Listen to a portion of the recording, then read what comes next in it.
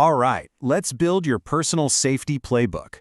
We're going to dive right into OSHA's Hazard Communication Standard, breaking it down so you have a practical, no-nonsense guide for handling chemical risks at work. So, here's our game plan for today. First, we'll cover your fundamental right to know about the hazards you're facing. Then, we'll get into how to decode all those labels and data sheets. After that, we'll look at how chemicals can actually affect your body, build a personal protection plan, and wrap it all up with a quick review of the key terms you got to know. First things first, your right to know. Before we jump into the how-to, it's so important to understand the why. This isn't just about a bunch of rules and regulations. It's about a core principle of keeping you safe at work. And this is the rule that makes it all happen. Its official name is 29 CFR 1910.1200, but pretty much everyone calls it the Right to Know Law. And for good reason. It legally requires that your employer figures out the dangers of any chemical on site, and most importantly, communicates that info clearly to you. Okay, so you have the right to know, but how do you actually get that information? Well, that brings us to the practical tools of the trade. This section is all about learning to read the signs, the labels, and the safety data sheets. So, picture it, you walk up to a container and it's got a warning label plastered on it. That label is your first line of defense, your quick glance guide. But there are a couple of different systems you might see out there, so let's break down the two you'll run into most often. At first glance, the two big systems, HMIS and NFPA, look pretty similar. They both use that 0 to 4 scale, which is simple enough. But you've got to pay close attention to the wording. A 4 on an HMIS label means severe, but on an NFPA label, it means extreme. There's subtle differences for sure, but they are absolutely key to understanding the real risk. Now the label gives you the quick version, but when you need the full story, you turn to the Material Safety Data Sheet, or MSD. This thing is your comprehensive guide. It starts by telling you exactly what the product is and what's in it.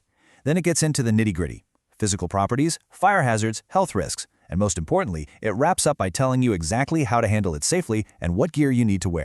Okay, so now we know how to identify the hazards. We can read the labels, we can check the MSDS. But how do these chemicals actually, harm us?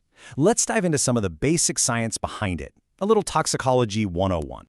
Here's the thing. A chemical can't hurt you if it can't get inside your body. Think of your body as a fortress. Well, these are the 4 main ways an intruder can get past the walls. You can breathe it in, you can swallow it, it can soak through your skin, or it can get in through a cut. Knowing these routes is the first step to blocking them. And that brings us to a huge central idea in toxicology. The dose makes the poison. Think about it. Even water can be toxic if you drink way too much of it. So it's never just about what the chemical is, it's about how much you're exposed to. The timing of that dose really matters too. A big exposure over a short time, like a sudden chemical splash, that's what we call acute exposure. But what about a small exposure that happens over and over again for years? That's chronic exposure. They're both dangerous, but they can affect your body in totally different ways. All right, enough theory. We've covered the risks, we've covered the science. Now let's turn all that knowledge into action. This next part is all about the practical things you can do every single day to build your own personal protection plan. Think of this as your pre-flight checklist before you start any job. Have you actually read the MSDS? Got the right PPE on? Is the ventilation working? And some of these are just common sense, right? Like not keeping your lunch next to a drum of solvent.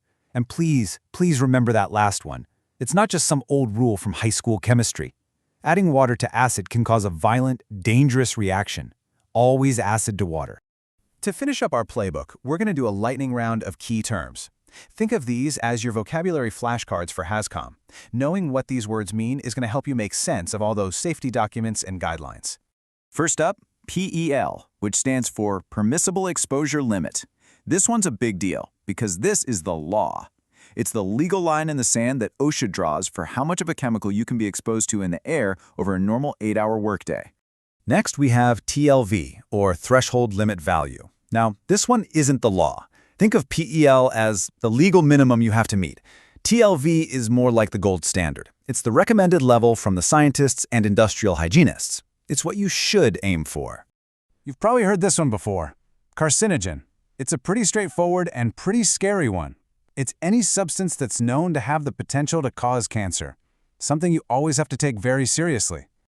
A mutagen is, well, it's something that can actually get into your cells and damage your DNA, your body's fundamental blueprint. These mutations can sometimes lead to serious diseases later on. And finally, a teratogen. This is any substance that can interfere with the development of a fetus and cause birth defects. And that name, it actually comes from the Latin for the study of monsters, which really tells you just how severe the effects can be. So there you have it. The playbook is complete. You know your rights, you know how to decode the dangers, you understand the risks, and you have a plan to protect yourself. The only question left is, how are you going to use it to stay safe on the job tomorrow?